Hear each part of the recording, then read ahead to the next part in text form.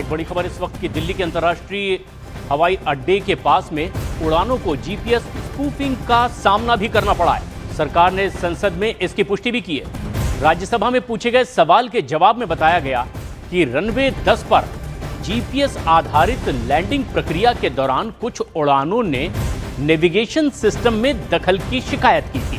प्रभावित विमानों ने तुरंत इसके लिए फिर कंटिजेंसी प्रक्रियाओं का भी पालन किया और दूसरे रनवे पर नेविगेशन सिस्टम की वजह से उड़ान संचालन प्रभावित नहीं हो सका। डीजीसीए और एआई ने इस इंटरफेरेंस का भी पता लगाने के लिए कई कदम उठाने की बात कही है और देश के कई दूसरे बड़े एयरपोर्ट से भी इसी तरह की घटनाओं की रिपोर्ट मिली है।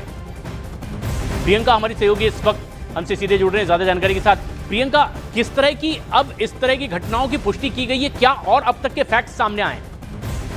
देखिए, ये बढ़िया अपडेट है क्योंकि हमने देखा था पिछले कुछ दिनों में दिल्ली एयरपोर्ट समेत तमाम देश के एयरपोर्ट्स पर फ्लाइट पे बहुत असर पड़ा था और तब एटीसी के बारे में कहा गया था कि वहां से कोई दिक्कत है जिसकी वजह से ये हुआ है। लेकिन स्पूफिंग की बातें सामने आ रही थी और ये स्पूफिंग इसलिए बहुत ज्यादा इंपॉर्टेंट हो जाती है क्योंकि हमने देखा था कि अब तक जो फ्लाइट जीपीएस में स्पूफिंग के मामले आते थे वो बॉर्डर एरियाज में आते थे, लेकिन अब देश की राजधानी हो, मुंबई हो, बेंगलोर हो, ऐसे एयरपोर्ट्स पे अगर स्पूफिंग के मामले आ रहे हैं तो जाहिर तौर पर ये एयर सिक्योरिटी के साथ ही एक बड़ा सेट है और इसी को लेकर ये बताया गया है कि डीजीसीए ने कड़े कदम उठाए हैं और इस तरीके की आगे ना हो इसके लिए कोशिश की जा रही है। और फ्यूचर में ऐसी घटना ना हो उसके लिए कदम भी उठाए गए हैं। शुक्रिया प्रियंका।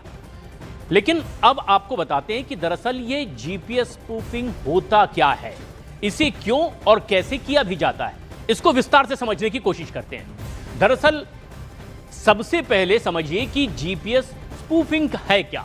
नकली जीपीएस सिग्नल भेज करके जगह जगह इसे बदल देने की कोशिश होती है। जीपीएस स्पूफिंग इसे कहते हैं और इसमें डिवाइस को गलत लोकेशन या फिर टाइम दिखाया जाता है।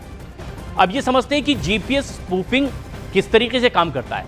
हमलावर यानी कि दुश्मन रेडियो ट्रांसमीटर से फेक सिग्नल भेज देते हैं और नकली सिग्नल असली सिग्नल से ज्यादा ताकतवर होते हैं, यानी भ्रमित करने की कोशिश होती है और रिसीवर फेक सिग्नल पकड़ करके गलत लोकेशन बताने लगता है, यानी एक बड़ी आपराधिक मानसिकता से यह सब किया जाता है। जीपीएस स्पूफिंग कितना बड़ा खतरा पैदा कर सकता है यह समझना भी बहुत जरूरी है।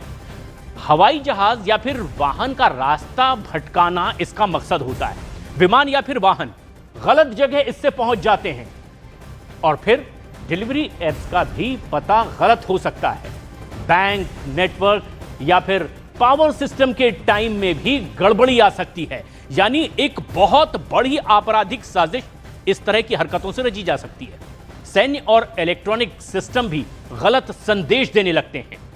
ऐसे में जीपीएस स्पूफिंग से कैसे बचा जा सकता है यह समझना बहुत जरूरी है। जीपीएस नहीं चाहिए तो नेटवर्क से डिस्कनेक्ट खुद को रखना पड़ेगा। पासवर्ड समय समय पर बदलते रहना पड़ेगा। सॉफ्टवेयर लगातार अपडेट रखना पड़ेगा। सिग्नल पैटर्न कोई भी जांचना पड़ेगा। गलत सिग्नल होने पर सिस्टम को तुरंत बंद कर दे। इस तरह की गड़बड़ी से बचने का ये एक अहम रास्ता है।